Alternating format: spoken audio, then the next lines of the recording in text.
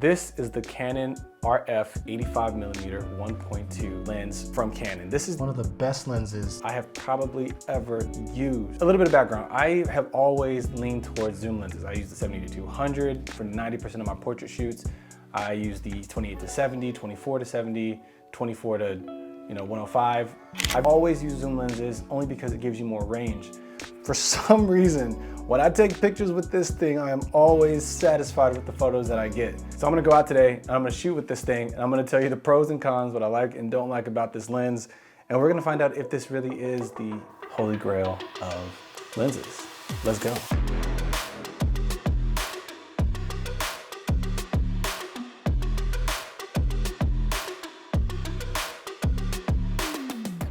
All right, so we just showed up today.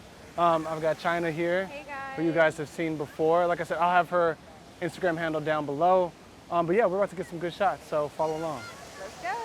So for the gear that I've got for this shoot, I'm using the Canon R5 with the 85mm, like I said before. I've got the Vision 5 TTL from my strobe, and I got a 32-inch beauty dish with double diffusion. I'm not gonna be using the flash the entire time. There's some shots where she was in the middle of the river and it would just be impossible to.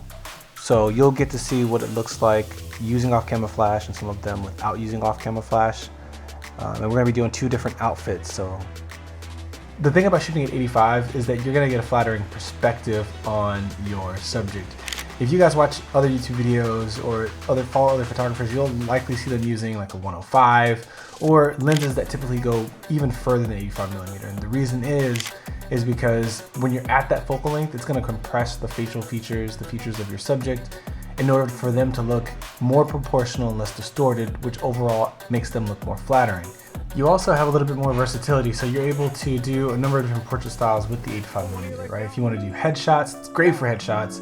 If you wanna do environmental portraits like we're doing today, full body shots, keep in mind you have to be a certain distance away from your subject. This is kind of a positive and a negative. A positive because, again, you get that perspective which makes your subject look more flattering, but on the other hand, if you're in a tight space, maybe you're shooting indoors, it can be difficult to get a full body shot if that's what you're trying to go for. Another thing to keep in mind is oftentimes when I'm shooting, like I may have a good composition, I'm like, I like this photo, maybe I like the lighting, and I want to change and I want to, maybe get like 3/4 lengths or shoot just a little tighter because I like the way, the subject's face looks or the way that the sun or the light is bouncing off of their face. In order to get a different shot, you have to move, right? You got to move your feet, you got to get closer, you got to get further away, and you really don't have the versatility of being able to zoom in and out right where you are, which is something that I think for this shoot would have been really beneficial. Yep. Good. So let's go in order. Think of it like this way. The mood is more like serene. You're here by yourself. Some of the shots you'll look at the camera. Most of them will just be you in your own zone, just kind of like doing your thing. Okay. Oh, look at that big piece of algae just fell. Hold on. See that?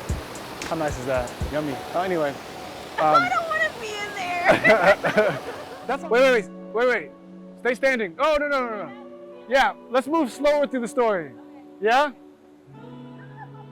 I know. So this is one of the parts that I was really frustrated when I was trying to get a shot here, because I felt like I was limited on the kinds of shots that I could get just using the 85mm without being able to zoom in or out.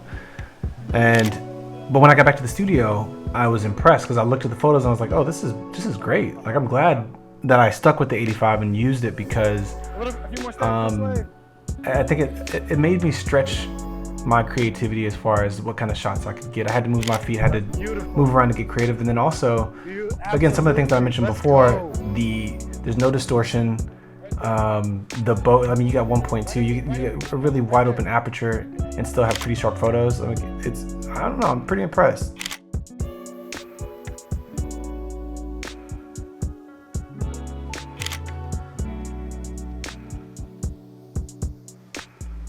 Okay, so overall, I think this lens was fantastic. Like I said, some things that I really like about it, the bulk is fantastic. The image quality is great. It's an all-around great camera. I will say in this particular shoot, there were a few times where I wish I had my 70-200 because there were some compositions that I just couldn't get based on the way the terrain is. So having a zoom lens probably would have been ideal for this shoot. But overall, I mean, I like it. So what do you guys think? What's your favorite lens? Let me know down below, and I will see y'all in the next video.